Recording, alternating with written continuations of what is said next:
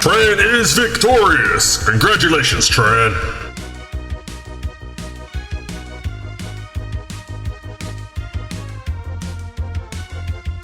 Get ready for round 16! Teleport the next opponent into the arena! Ready, set, fight! Okay, we're blighted. Oh, this.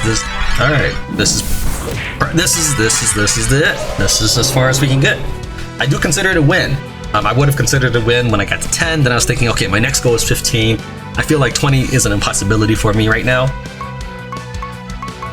So, I guess we'll go ahead and provoke.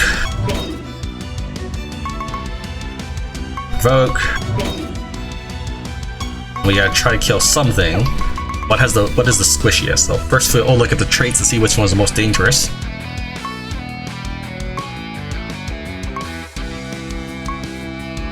Okay, so which one's the squishiest? 609. You are the squishiest. Okay, so we'll go for the Carnage first. If we can manage to kill the Carnage, we'll be back in the game.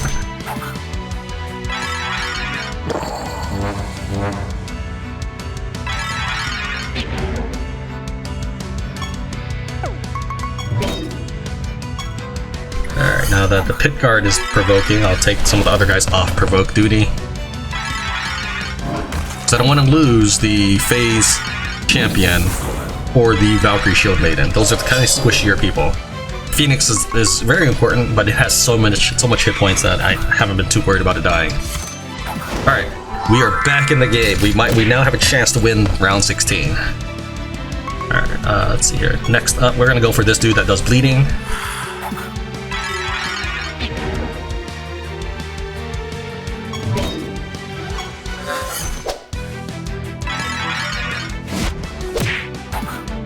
There goes our pit guard, and there goes our bastion. Who was that? Let's see, the Impaler Banshee and the Pill-Whiz Peasant, who I was already attacking, in fact. Okay, I guess we will provoke with the sorcery. We need somebody to take some of the attacks.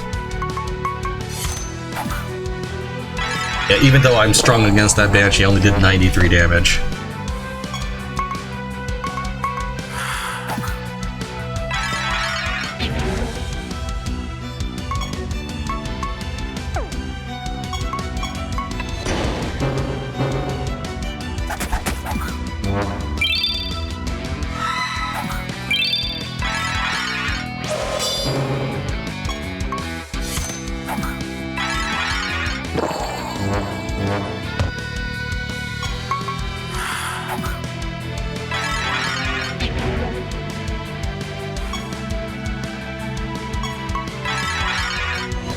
My hope is resting on the Phoenix right now. Of course, my Phoenix is invisible, but it's taunting, and then I'd be able to intercept anyways.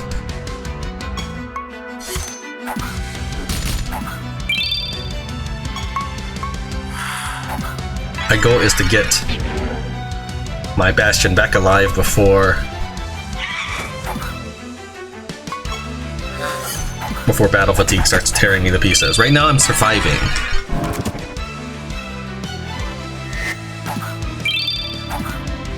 But as we can see, if they decide to crit us or cast some certain spells, I will be a goner. Let's see if we can survive long enough to get back in action.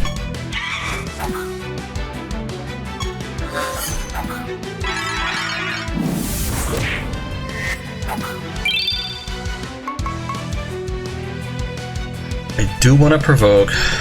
Well, I don't know how many Chaos Scourge spells he has. I have not cast Savage Roar. The enemy probably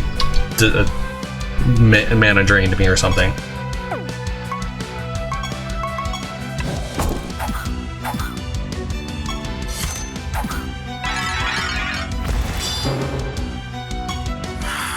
They're desperately trying to keep that Banshee alive because Banshee is doing the most havoc to my team.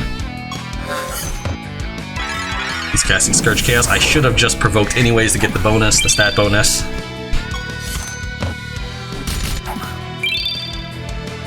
We're gonna have the City of Sin block.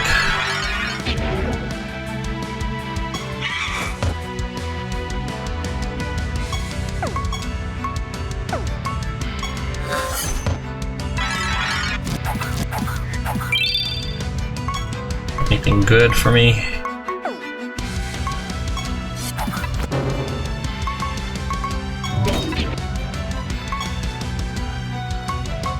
I get one free cast, but I don't really know what to cast. I could cast Lingering Insanity.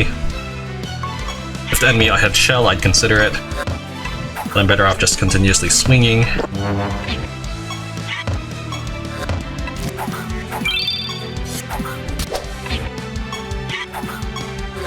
Essentially a race against time here, because we're already in battle fatigue mode. We're at 40% and it doubles every time, even up to absurd percentages where you could easily do octillion points of damage. I know this because that's how I farmed the achievement. I just waited until the percentage went to the second line, and then I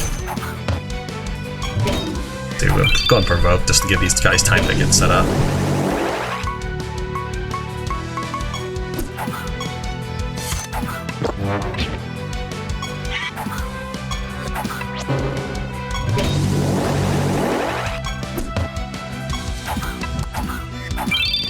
Okay, looks like Bastion's strong enough. We'll go and just hold down attack now. But yeah, I waited until the battle fatigue spammed its number down to the second line, then I swung at the enemy and get all the achievements in one go.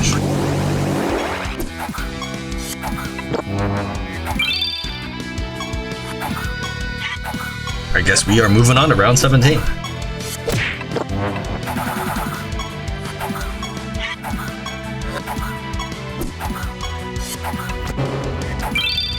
The damage I'm doing to the enemy is minor. On round 3, enemy was regenerating 3 times as much of the damage I was doing, but he couldn't break through my second wind either. So he would hit me and I'd heal it back up. So my healing was proportionally better than his healing, because eventually battle fatigue allowed me to do more damage and allowed me to outpace his healing, whereas he could not outpace my healing, thanks to my ever-rising defense scores. So even though at this point I could stop provoking and still take almost no damage, eventually battle fatigue will cause me to take more damage.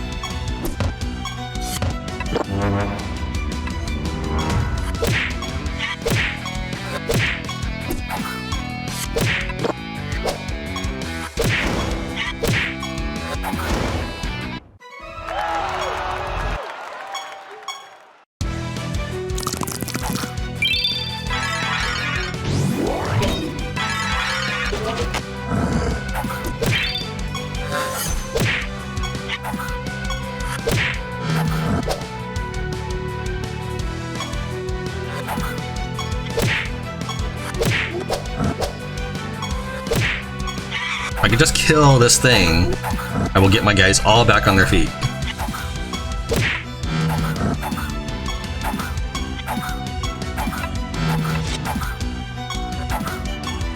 Problem is, even if they get back on their feet, and of course now that my guy is dead, my resilience aura is dead. That's it. That is the end. That is all she wrote.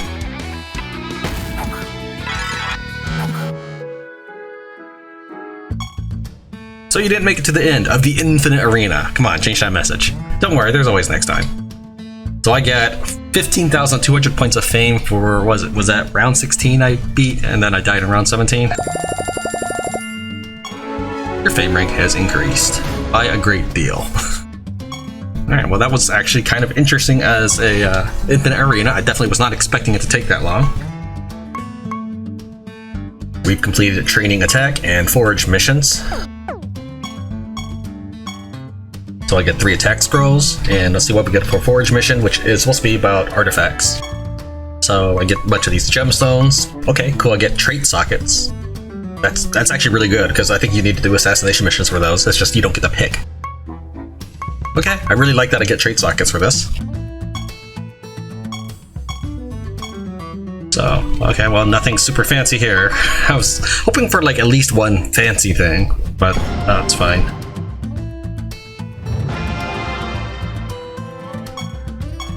Hunt Elcor, which is a god spawn. Okay. That's fine, I mean, it's good. I don't know what I would do with it. Maybe probably just use an assassination mission. Though it's not Elcor that I actually wanted, I just picked the god. Assassination, Nyx Informer. Alright, this is probably my 4th mask or so. Pilgrimage. Perdition happened to be the one with the lowest favor because he was the last god. Because I get that much favor, I get those items. Because when you increase a level, you get items, and it actually is influenced by your realm bonus. So yeah, that's probably what happened there. I got 5,000 favor. That's a lot of favor. Our first raid. Let's see what we get. Okay, just a bunch of random stuff. I mean, I was hoping for more valuable treasures like nether orbs or trait items. I don't think I'll do raids again if this is all I'm getting. So I promised that I would make a new team, so that's what we're going to do here. Gone ahead and farmed as much as I could. It is now Saturday afternoon, and of course, to get this out on Monday, I need to start getting ready. I need to start getting my team out there so I can actually start recording me going through the levels. So I'm not yet finished prepping these monsters, so there'll be a couple traits here or there that they're not ready for, but we're going to do our best. So the first monster I've got lined up is going to be a Laughing Wisp and Void Lord. So this is going to result in a monster that is immune to debuffs, and is immune to damage immune to indirect damage. If he's hit by a spell, he has a 50% chance not even to get touched by it. If he does get hit at all, he will drop to the bottom of the timeline. But otherwise, this monster is meant to soak up physical attacks. Now, I don't know if this is how it will work, but he doesn't yet have the most important part, which is going to be something called a Peace Bloom. So I looked up monster traits, and I tried to pick out things that would work for them, and I'm going to give him later on, I'm going to give him an artifact with Peace Bloom installed into it. I just need to get that first. Maybe that'll never work, but so this is my first setup. What Peace Bloom does is says this creature always dodges attacks. At the start of this creature's turn, it provokes, and then its turn ends. So right now, he actually won't be that useful. That is a super important part for his build, but I don't have that yet. We are going to just we'll make them this dark purple right here. We know he's a little different.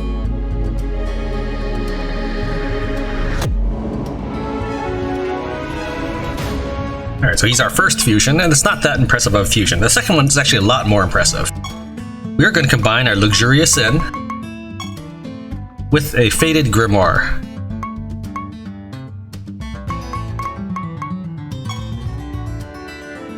This is going to result in a creature that first, he will have a duplicate in his inventory of every monster's spell gem.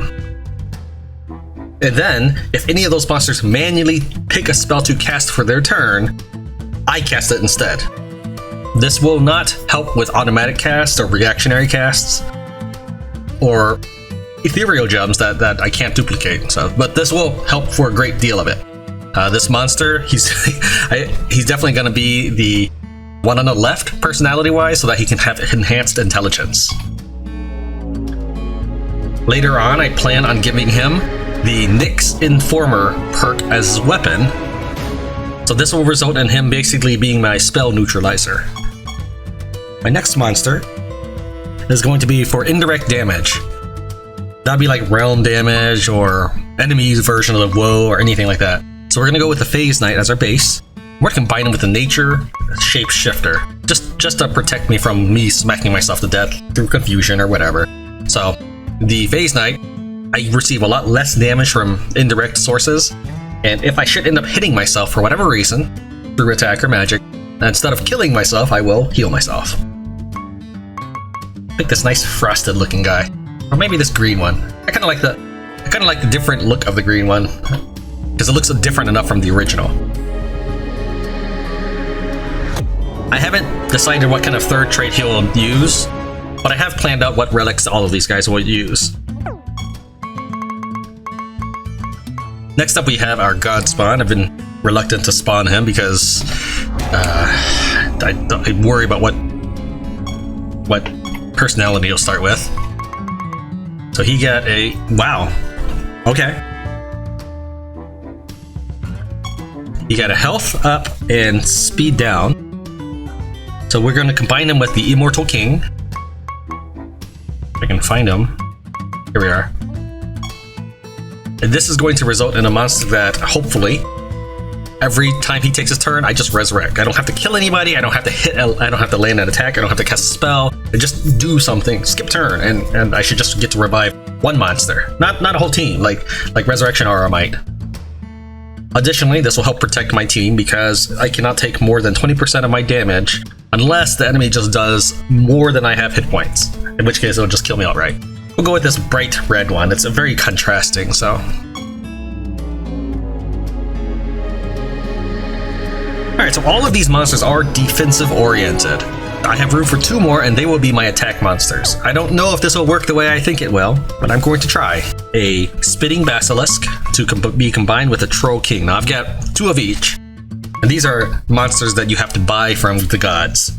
So, because I am going to have one of them equipped with a speed relic and one of them equipped with a defense relic, I'm just going to have them separated in appearance. Even though the Troll King is superior in both defense and speed compared to the Spitting Basilisk, the Basilisk just looks speedier and the Troll King looks more defensive, so those are the relics they will have. So this will be my speed-based Basilisk.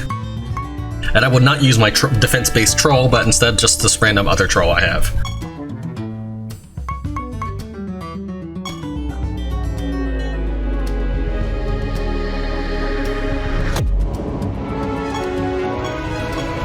Then we're going to combine with the Troll King as a base, with the Spitting Basilisk, so this will result in a very defensive creature build. I guess this one. Alright, so these 2 monsters are the same as far as traits go. At the start of their turn, the enemy will take 15% of their damage, and if he has not been struck by attack or magic, he will end up doing 50%. So basically each one is capable of doing 65% damage to the enemy, give or take a little bit for other modifiers such as traits or element. So that's why I went for 65% instead of a perfect 50. Plus they might always heal or something in between moves. Alright, so now I have... Alright, let's go ahead and start putting relics in these guys.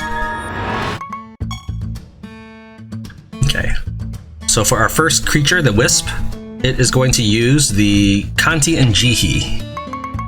Now, the Wisp that I have does not have a health increase as his personality type right now.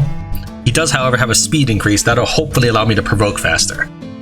This is all about being using a creature for provoke, so we'll take that.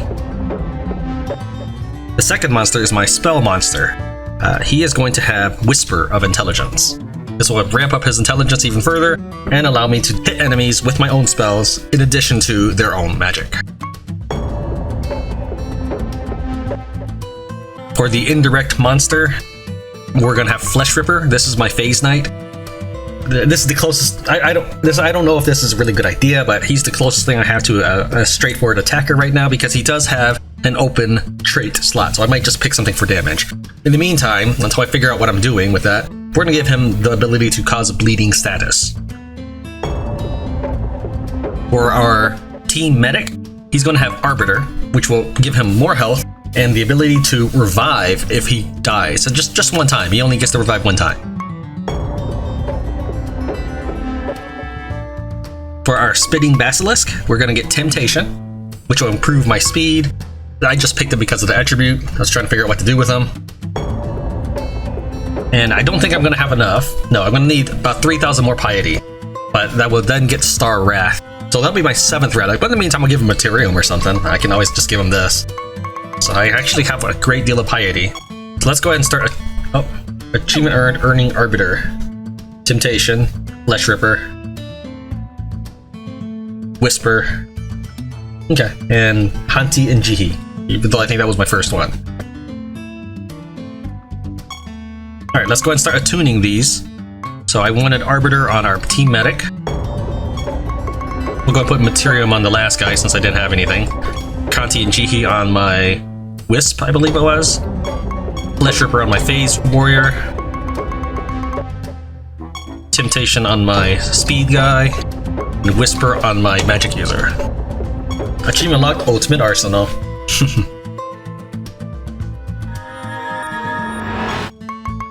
Alright, let's go and level up my crew to max level.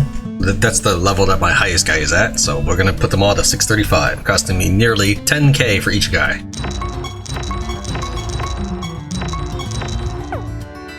That'll give me a couple achievements, and we're gonna go and move on to the next area while it loads in those achievements for me. Alright, I haven't set any macros for this crew yet, so we'll see how this works. It might just be very... It probably won't work as well. I just figure that since I'm recording, I need to have a little bit of variety in my army. But if I weren't recording, I would pretty much just go with what my current setup until I ran into a wall. Alright, let's see how this goes. First, we're just gonna have him provoke. He does not yet have the thing that allows him to dodge attacks, so we're just gonna have to. He's just gonna have to enjoy his 50% damage bonus. All right. So these guys, they just pretty much need to sit there until their next turn comes up. I don't know why they didn't do any damage. Oh, interesting. I'm fighting. Dodge attacks are ignored. Creatures provoke are ignored. None of these are at the start of turn. Why didn't they take any damage? At the start of this creature's turn, enemies take damage equal to 15% of their current health. They took no damage. Why not? I'm level 635. They're not level 1 anymore. So did I just waste all my time? I really don't know why they didn't take any damage whatsoever. It says 0 for sadism. Sadism? Alright, well, let's...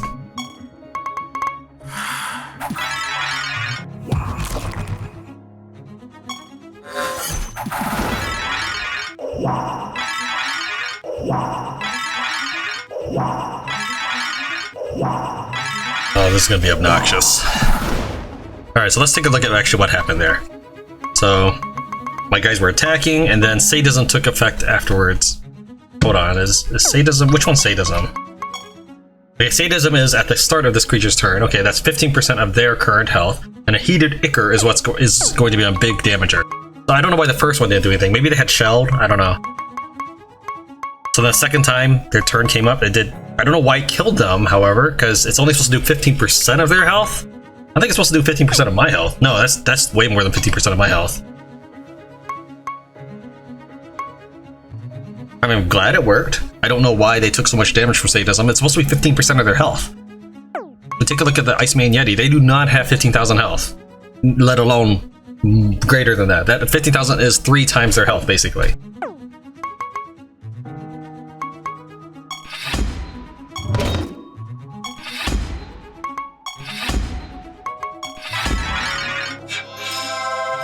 Why did you cast Divinity? Oh, probably because they tried to cast it and it fizzled, so you cast it for them. Okay, oh, that's fine. They would have cast it anyways. Okay, I have no idea how that... Heated Ichor, sure, I mean, that's supposed to be 50% of their health. I mean, yes, that's great that it's doing that much. I just don't understand why it's doing that much.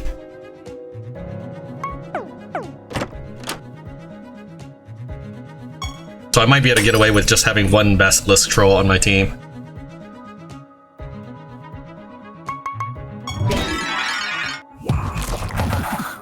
So it's, yeah, he tried to cast Decay on me, so my character just fizzles it and casts it on them instead. Fantastic, that's great. That actually is great.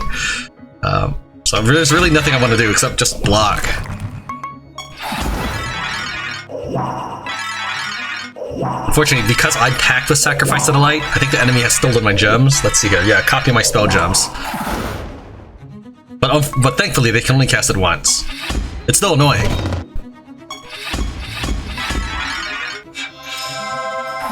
I've also packed with Divinity. Oh, I wanted to try something.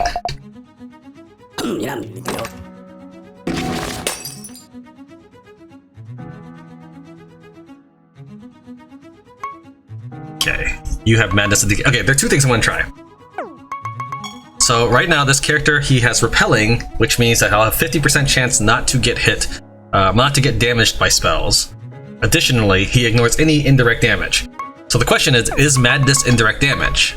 Target and cast take a devastating amount of damage. So yes, the target, he will get hit, but I'm assuming this also counts as me getting direct damage. We're gonna find out. Cast madness.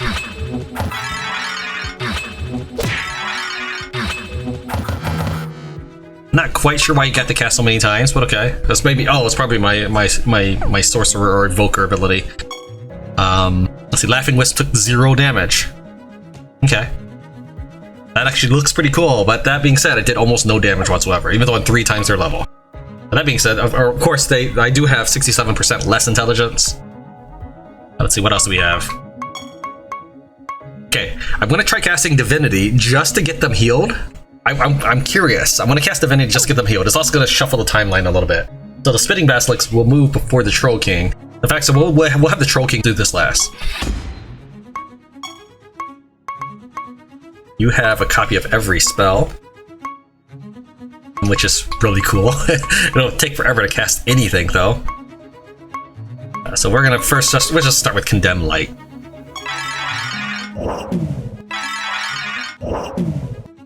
And then we're gonna go and cast Camouflage, which will result in me changing to Nature. So I am Nature, they are Light, and that's gonna result in me doing more damage.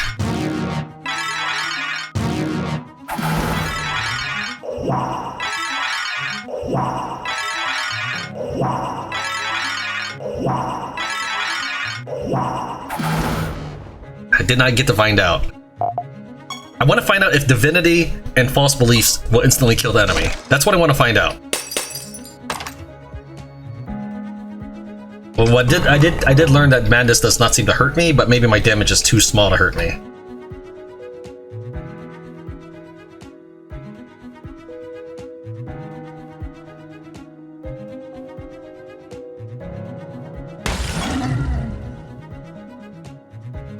Battles seem to be taking a long time to load, though. It might be just because I've noticed it's been going very slow ever since I equipped my characters with so many spell gems and been buying so many spell gems. I don't really know if that has anything to do with it. So Decay is there to help me if the enemy has, for example, some sort of super weapon trait or whatever.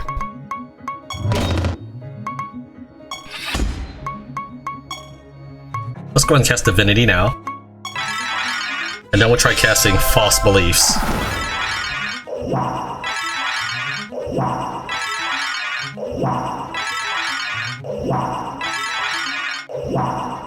Okay, how did they get hurt? Battle from Within, that's right, okay. So now we're gonna cast... Oh, you don't have that. Well, Laughing Wisp, I think, will. Laughing Wisp has everything. Whoops! That was not what I meant to do. You have Divinity, I don't want that. I want someone with False Beliefs.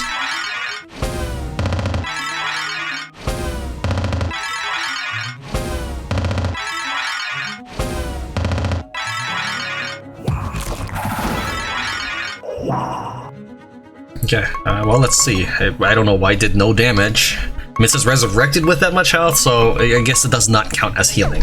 So no, Divinity plus... Actually, hold on. When casting Divinity, it should heal them, though, right? Just plain up to heal them.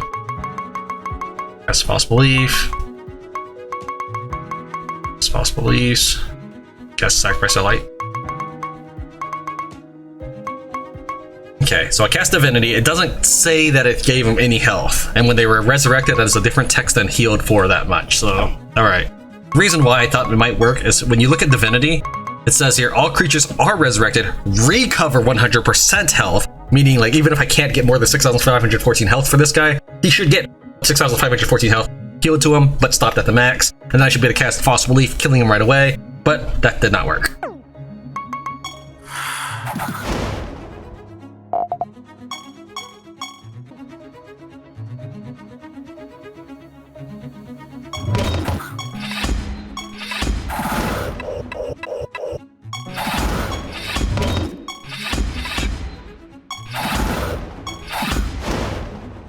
I mean, it kind of works.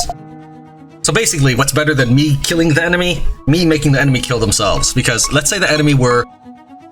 Let's say arrived at level 1. As long as I could at least move at some point, I should be able to kill them. So if the enemy is level 900, As long as I can move at some point, I should be able to kill them. Because this is based off of their stats, not mine. So it's 50% of their health, not mine. Though I haven't quite figured out how it's calculating some of this damage. It probably is just about classes, is probably what it was. Alright, we're gonna go on to the boss then. Let's hope this works. Ah, of course, perfect timing. Loid is trying to pop a giant pimple on the underside of his left breast. Clear your throat to get Loid's attention, causing him to jump far higher than you thought possible. What in the dickens are you doing in my domain? Oh, it's you again, is it? You may have bested me the last we met, but things will be different this time. Prepare to die!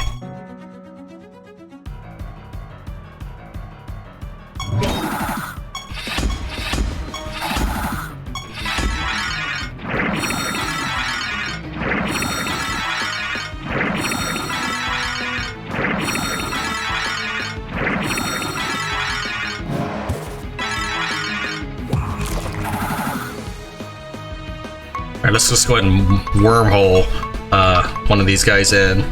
So we'll bring in the Troll King. This is my first wormhole attempt. So now he should move up. Okay, why didn't he move up? I don't. Is it because it cast it twice? If that's the case, why did Troll King go to the bottom? Now again, the reason why my characters are casting things multiple times is because of my class perks. But I don't understand why caster swaps position with the target on the timeline. Alright, let's try it on an enemy. Let's try it on Loid, just see what happens. Didn't quite process that. I have to look at the footage, but yeah, my intention is basically to just slaughter enemy wholesale. No matter how many there are, what their classes are, and I did not click anything. Yeah, that is nowhere near as fast as my Coloss White. But the Coloss White was something that I've refined over the course of 80 hours or something. Whereas this is just my first trip out with my enemy health percentage drain.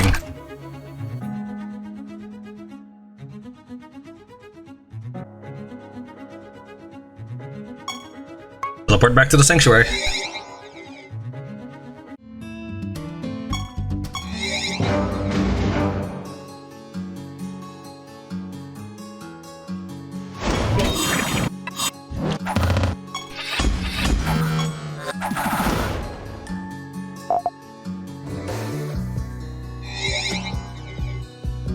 Ah, hello there. Tran, is it?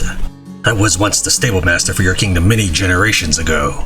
That is, until your power-hungry ancestors transformed me into a creature to wage war in their stead. Your family is a stain on this planet. It is time to end your bloodline once and for all.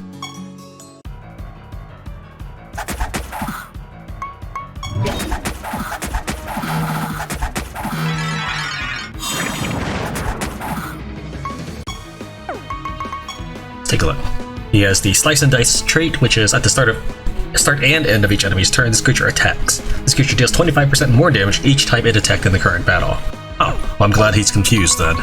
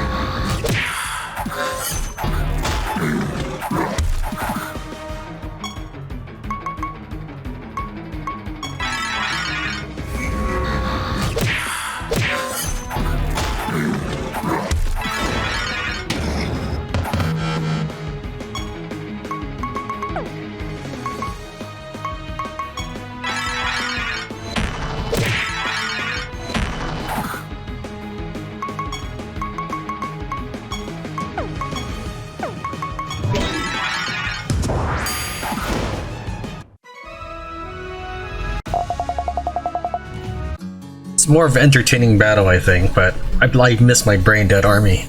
I'm gonna have to work on it a little bit because I want to steamroll the enemy. Alright, let's head back to base and we're gonna work on that for a little bit.